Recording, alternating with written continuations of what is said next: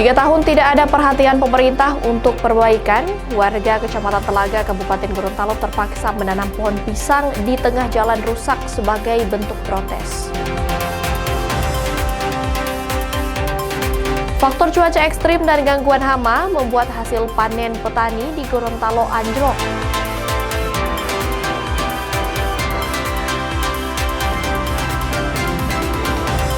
Tersangka kasus dugaan korupsi perbaikan jalan Nani Wartabone Gorontalo ditangkap saat berada di Makassar.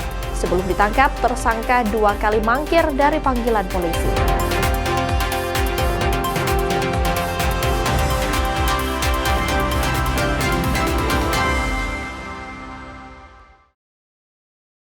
Kompas Gorontalo hari ini hadir dengan beragam informasi penting dan menarik dari Gorontalo dan sekitarnya. Selain 3 sorotan tadi, kami akan menghadirkan berbagai informasi terkini dalam Kompas Gorontalo hari ini. Bersama saya Puspasari, inilah Kompas Gorontalo selengkapnya di Kompas TV, independen terpercaya.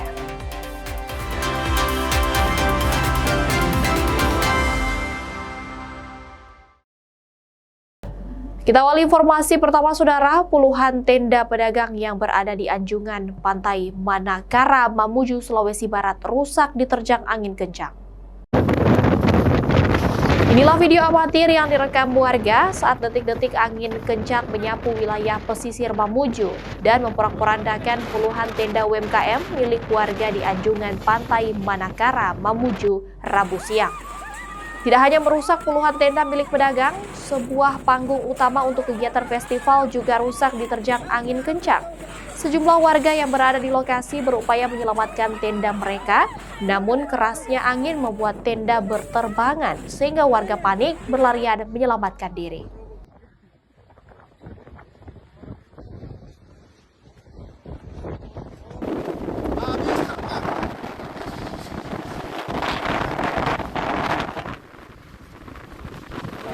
Persiapan festival lagi Mamuju. Kita rencana kita kapan? Sebentar malam hari ini ya. Tapi kemungkinan diundur ini karena tenda-tenda rusak. Kemungkinan diundur, tapi kami juga sebentar menunggu informasi dari panitia bagaimana kapan dimulai lagi acara di. Tadi barang-barang sudah di sini semua. Iya, sudah siapa jual. Semua teman-teman UMKM hampir 100% itu barang sudah ada di lokasi karena kebetulan sebentar sudah dimulai. Saudara, hujan dengan intensitas tinggi yang terjadi di wilayah Kabupaten Toraja Utara, Sulawesi Selatan selama 3 hari membuat tebing setinggi 100 meter di Dusun Kata, Kecamatan Buntao longsor dan menutup jalan utama antar desa. Longsor yang terjadi tidak hanya menutup akses jalan, namun juga menimpa sejumlah pondok saat warga akan menggelar acara adat Rambu Solo. Warga dan pemerintah daerah berusaha menyingkirkan material bangunan yang rusak akibat terseret material longsor, serta membersihkan pohon dan tanah berlumpur dengan alat seadanya. Warga berharap pihak Badan Penanggulangan Bencana Daerah segera turun tangan untuk membuka akses jalan yang lumpuh akibat tertutup material longsor dan pohon. Lantaran jalan yang tertutup merupakan satu-satunya jalan yang dilalui masyarakat maupun anak sekolah. Longsor yang terjadi di Lembang Songkolo itu, Kecamatan Buntao, dampaknya pondok yang sudah dibikin masyarakat ada yang dibawa sekitar 5 kota. Jadi itu yang terjadi di Lembang Songkolo. Kemudian sementara jalan tertutup sampai sekarang jalan tertutup, tapi kami koordinasi dengan BPBD. Sampai sekarang kami tunggu informasi dari bawah karena katanya dia mau datang. Mudah-mudahan kami mengharap dari BPBD supaya datang melihat situasi kami di sini kayak setengah mati. Saudara, warga di Kecamatan Telaga, Kabupaten Gorontalo terpaksa menanam pohon pisang di tengah jalan rusak sebagai bentuk protes kepada pemerintah daerah. Hampir 3 tahun jalan tidak diperbaiki, bahkan mengakibatkan sering terjadi kecelakaan. Beginilah kondisi salah satu jalan di Desa Hulawa, Kecamatan Telaga, Kabupaten Gorontalo yang sudah rusak parah. Kondisi jalan berlubang dan berlumpur hingga dipenuhi genangan air saat musim penghujan dan membahayakan pengendara yang melintas. Jalan ini menjadi akses utama menuju ke sejumlah fasilitas umum dan pusat perkotaan. Pengendara terpaksa harus ekstra hati-hati saat melintas karena kondisi jalan yang berlumpur dan berlubang. Kecewa dengan pemerintah daerah, warga melakukan protes dengan menanam pohon pisang di tengah jalan rusak. Menurut warga, sudah 3 tahun jalan ini rusak dan tidak ada perhatian dari pemerintah daerah. Bahkan warga sempat memperbaiki jalan ini dengan swadaya mandiri. Di saat musim kemarau, kondisi jalan sangat berdebu. Namun saat musim hujan, pengendara harus melalui jalan berlubang dan tergenang air. Menanjak jalan begini, mungkin sudah Anda menjalani sekitaran 3 tahun. Sudah lama begini, Pak. Sudah ada 3 tahunan. Tapi tidak pernah disoroti oleh pemerintah setempat. Apakah bagaimana upaya mereka? Ini saja cuma kesadaran masyarakat sini untuk menimbun supaya tidak terjadi loban-loban begini. Jadi setiap hujan pasti begini, Pak. Jadi kalau bukan cuma hujan yang kita sesalkan di sini, kita di saat matahari panas, ya abu lagi yang bertiup. Iya. Ini juga ada ditanam pisang di situ, Pak ya? Iya, karena mungkin supaya pemerintah tersinggung sedikit toh. Warga dan pengendara berharap pemerintah Kabupaten Gorontalo segera memperhatikan dan memperbaiki kondisi jalan yang kian parah dan meresahkan ini. Tim Liputan, Kompas TV, Kabupaten Gorontalo, Gorontalo. Saudara, tim pengawas dan evaluasi dari Markas Besar TNI Angkatan Darat atau Mabes TNI meninjau langsung pelaksanaan TNI Manunggal Membangun Desa atau TMMD ke-126 di Desa Tonala, Kecamatan Telaga Biru, Kabupaten Gorontalo. Tim pengawas dan evaluasi Mabes TNI mengapresiasi kinerja Kodim 1315 Kabupaten Gorontalo yang mampu mengoptimalkan program pembangunan dengan melibatkan gotong royong masyarakat. Ketua Tim Pengawas dan Evaluasi dari Mabes TNI, Brigjen Judi Paragina Firdaus, melihat langsung pelaksanaan TMMD ke-126 di Desa Tonala, Kecamatan Telaga Biru, Kabupaten Gorontalo. Brigjen Judi Paragina Firdaus mengapresiasi sinergi antara Satgas TMMD dan masyarakat yang bahu-membahu dalam pekerjaan jalan rabat beton.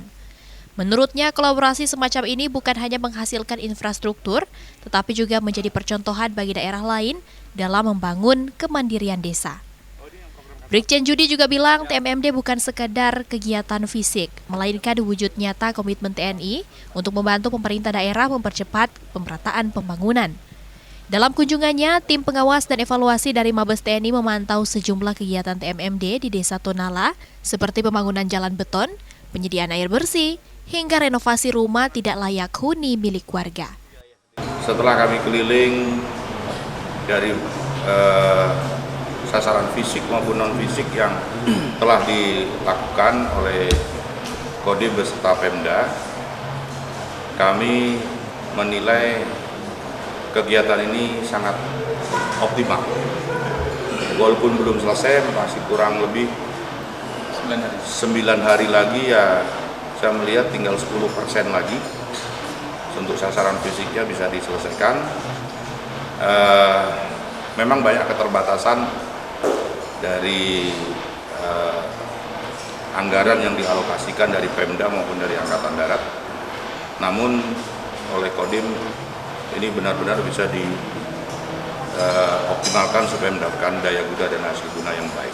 Juga kegiatan ini, pembangunan jalan ini juga ada gotong royong juga dari tenaga masyarakat, sehingga kita harapkan benar-benar sinergi, tidak hanya seremonial tapi benar-benar dari hati, sehingga TNI dan rakyat ini dan Pemda ini benar-benar satu.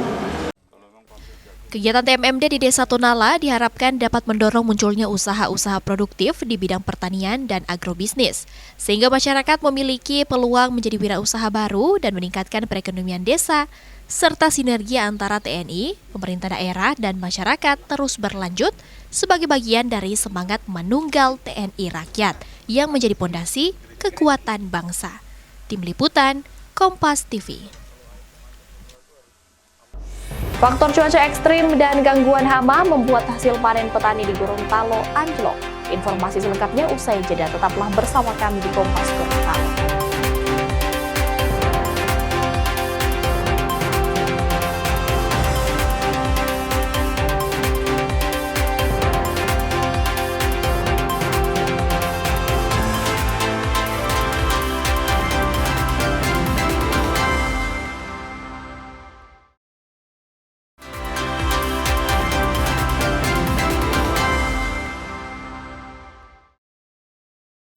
Terima kasih saudara Anda masih bersama kami di Kompas Gorontalo. Saudara petani di kota Gorontalo mengeluh lantaran hasil panen padi menurun di tengah tingginya biaya perawatan dan produksi.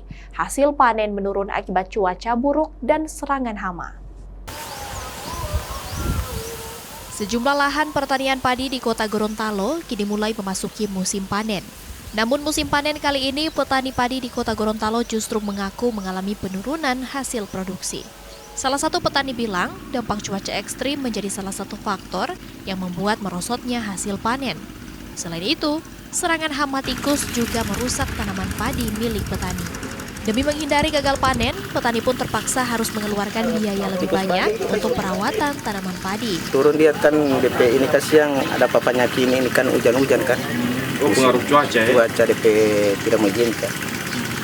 Jadi dia DP panen turun ini? Agak turun DP hasil. Bagaimana? Perawatan DP sampai DP ini kebanyakan dia dalam satu pantang itu dia mati 2 juta. Berarti dia biaya perawatan tinggi ya? Berapa bulan DP perawatan? Perawatan dari tanam sampai pajeko itu 4 bulan dia. 4 bulan. Yang susah DP ini itu banyak yang mau banyak padi ini tikus. Tikus ya sekarang? Kalau hama-hama lain kalau macam ulat dengan ini itu bisa diobatkan, itu bisa ini. Kalau ini banyak ini tikus. Cuman yang jelas dia memang turun DP hasil. Turun DP hasil ya. Tak hanya itu, petani juga mengeluhkan terbatasnya ketersediaan pupuk yang dinilai tidak mencukupi kebutuhan persawahan. Tim Liputan Kompas TV Gorontalo. Saudara, pencocokan objek sengketa lahan warga di Jalan Tapak Kuda Bypass yang dilakukan Pengadilan Negeri Kendari berakhir ricuh. Ketua Pengadilan Negeri Kendari nyaris diamuk warga. Ketua Pengadilan Negeri Kendari dan beberapa stafnya tiba-tiba dikepung warga saat akan pencocokan objek tanah sengketa. Warga menolak tanah mereka dilakukan pencocokan objek tanah sengketa. Kericuhan pun tidak terhindarkan sehingga polisi yang melakukan pengamanan kewalahan menghalau warga. Ketua Pengadilan Negeri Kendari terpaksa dievakuasi menggunakan mobil barakuda milik Satuan Brimob Polda Sulawesi Tenggara. Sementara itu, warga tetap bertahan di lahan sengketa dan mereka menolak pencocokan objek tanah. Pencocokan lahan sengketa hanya bisa dilakukan pihak yang terlibat langsung dalam sengketa untuk memastikan keabsahan objek yang diperiksa.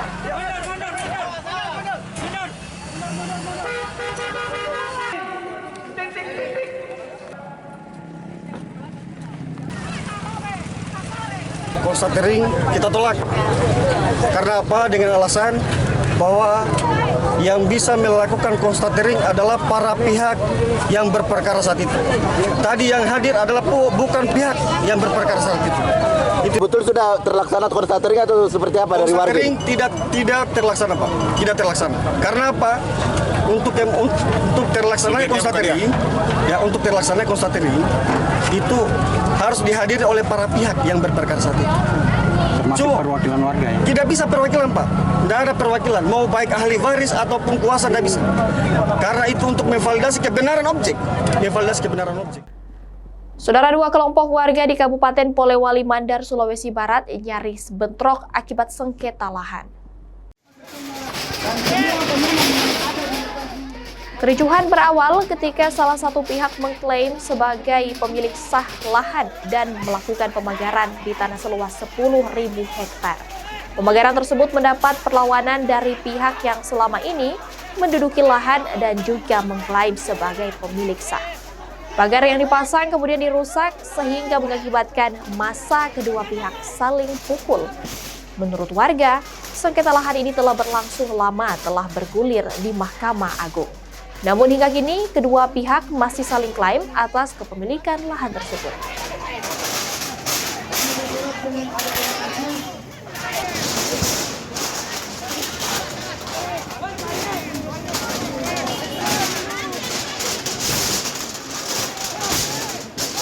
Ya, waktu di pagar ini saya merasa sedih ya, bercampur itu kurang paham bagaimana sebenarnya hukum ini. Karena kita ini negara hukum, negara yang terlindungi, yang sebagai pemenang eksekusi yang selalu dibekingi, dilindungi, tapi ternyata kenyataannya begini pelanggaran. Makanya kita emosi. Ya, makanya tadi itu saya emosi. Sementara dia laporkan kemarin saya di Polda Sulbar sebagai penyerobot, perampok, pencuri, perampasan. Keluar SP3 tidak ada bukti. Artinya datanya Haji Sumra tidak cukup bukti untuk menuntut saya sebagai pencuri. Ada SP3-nya buat SP1. Kalau Haji Sumra ini kan dasar pemilikannya jelas, ya. Ada sertifikat, ada akte jual beli, ada penjelasan dari pengadilan, bahkan ada dasar berita acara eksekusi. Nah, kedua, ini Haji Sumra keluar karena diserobot, dia dikeluarkan oleh preman, tidak ditindaklanjuti. Makanya saya bilang kalau memang dasar berita acara eksekusi tidak bisa masuk menjerobot, kita juga punya berita acara eksekusi, kita juga bisa masuk menjerobot kalau begitu. Tersangka kasus dugaan korupsi perbaikan jalan Nani Wartabone Gorontalo ditangkap saat berada di Makassar. Sebelum ditangkap, tersangka 2 kali mangkir dari panggilan polisi. Kompas Gorontalo akan kembali sesaat lagi.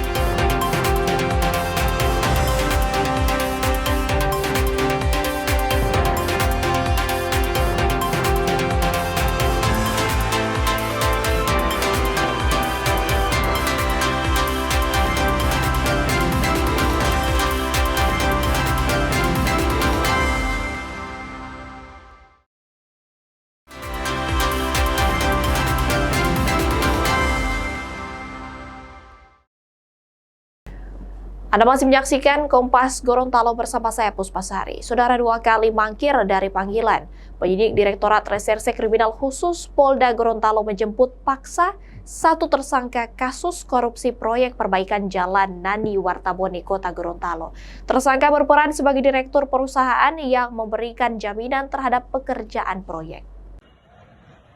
Penyidik di Treskrimsus Polda Gorontalo menjemput paksa salah satu tersangka dalam kasus korupsi proyek perbaikan jalan Nani Wartabone Kota Gorontalo tahun anggaran 2021. Tersangka merupakan direktur perusahaan yang memberikan jaminan terhadap pengerjaan proyek ini. Penjemputan paksa dilakukan setelah tersangka 2 kali mangkir dari panggilan dan melarikan diri sehingga harus dijemput di Kota Makassar, Sulawesi Selatan. Pelaku menjadi tersangka usai polisi mengembangkan kasus dan memeriksa 4 tersangka lainnya yang telah menjalani proses hukum. Yang bersangkutan ini sudah kita tetapkan sebagai tersangka dan dilakukan pemanggilan 2 kali namun tidak hadir. Akhirnya ditelusuri oleh para penyidik dan penyidik mendapatkan informasi bahwa yang bersangkutan ada di Makassar, lalu dikejar ke Makassar dan berhasil diamankan di rumahnya di Makassar. Dan kemarin langsung dibawa ke Polda Gorontalo untuk dilakukan pemeriksaan. Yang jelas dengan dia tidak hadir terhadap panggilan dari penyidik itu adalah upaya untuk menghindar daripada tanggung jawab pidana yang ada. Yang bersangkutan sekarang sudah dilakukan penahanan di rutan Polda Gorontalo. Dari hasil audit BPK, tersangka mengambil keuntungan dan merugikan negara hingga 1,2 miliar rupiah. Dirkrimsus Polda Gorontalo menegaskan masih akan terus melakukan pengembangan kasus korupsi perbaikan jalan Nani Wartabone. Tim Liputan, Kompas TV Gorontalo. Saudara, Badan Narkotika Nasional Provinsi Sulawesi Tenggara menangkap seorang kurir narkoba asal Aceh di Bandara Halu Oleo Kendari. Barang bukti sabu ditemukan dalam koper pelaku. Badan Narkotika Nasional Provinsi Sulawesi Tenggara bersama petugas keamanan Bandara Halu Oleo memeriksa pelaku dan menemukan 12 paket sabu dengan berat total 2 kg yang disimpan di dalam koper. Pelaku mengaku membawa narkoba jenis sabu dari Medan menggunakan pesawat udara dengan upah sebesar 3 juta rupiah jika berhasil meloloskan barang bukti sabu yang dibawanya. Sabu ini menurut rencana akan diedarkan di wilayah Kota Kendari dan sekitarnya. Informasinya ada kurir yang akan masuk ke wilayah Kendari dari Medan, ini informasinya. Kemudian kita melakukan penyelidikan, kemudian kita mendapatkan ciri-cirinya untuk tersangka tersebut. Kemudian kita melakukan pengembangan pada hari Kamis tanggal 23 Oktober 2025 sekitar jam 19.15 WITA, tim dari BNP Sultra berhasil mengamankan satu orang terduga tersangka inisial IFD alias IF ya, untuk umurnya 28 tahun, kemudian asalnya dari Aceh. Untuk BB sebanyak 12 paket, ini ada kode-kodenya sudah dari mereka. Kemudian juga untuk berat brutonya lebih dari 2 kilo. Saudara, warga di Kabupaten Maros, Sulawesi Selatan digegerkan dengan temuan jasad seorang wanita penuh luka, diduga luka diakibatkan terkena benda tajam. Polisi yang tiba di lokasi langsung melakukan penyelidikan dan korban diketahui merupakan staf kantor kelurahan di Kabupaten Maros. Jenazahnya ditemukan di dekat area penangkaran kupu-kupu di Kecamatan Banti Murung. Dugaan sementara korban dianiaya oleh seseorang hingga meninggal dunia. Dari hasil olah TKP di lokasi, polisi menemukan sebilah parang yang diduga digunakan pelaku untuk menganiaya korban. Tak hanya itu, polisi juga menemukan seorang pria dalam kondisi terluka di bagian kepala dan kini menjalani perawatan di rumah sakit. Namun polisi belum bisa memastikan keterkaitan dengan kejadian ini. Aparat Polsek Banti Murung mendapatkan laporan dari masyarakat bahwa ditemukan sesosok mayat perempuan di sekitar area Banti Murung di Kelurahan Kelabira. Kemudian anggota Polsek ke TKP dan benar menemukan mayat tersebut dalam keadaan luka-luka. Dan kemudian setelah itu dibawa ke rumah sakit. Kalau perempuan itu tewas kenapa? Kalau bisa gitu? Dugaan kami, ini masih dugaan, masih dalam penyelidikan bahwa dugaannya ada tindakan penganiayaan dulu sebelum korban tersebut, dikarenakan ada beberapa bekas luka di kepala, kemudian di punggung, kemudian juga di perut yang diakibatkan oleh benda tajam. Dan di situ juga ditemukan bercak darah serta sajam yang kami duga digunakan untuk menganiaya korban tersebut yang akhirnya meninggal dunia. Jadi, sudah kami amankan seorang pria inisial R berumur sekitar 35 tahun. Dan saat ini yang bersangkutan juga mengalami luka dan juga dirawat di rumah sakit Dodi. Saudara, setelah sempat dinyatakan hilang, seorang anak disabilitas yang masih duduk di bangku sekolah dasar di Merauke, Papua Selatan ditemukan meninggal dunia dengan sejumlah luka di bagian tubuh. Setelah warga melakukan pencarian karena dinyatakan hilang, bocah perempuan difabel akhirnya ditemukan warga namun dalam kondisi sudah tidak bernyawa. Di tubuh korban ditemukan sejumlah luka. Sementara itu, beberapa hari setelah melakukan penyidikan, polisi menduga peristiwa ini merupakan kasus pembunuhan berencana. Namun, kini polisi masih memeriksa sejumlah saksi dan juga menunggu hasil dari tim Lab 4.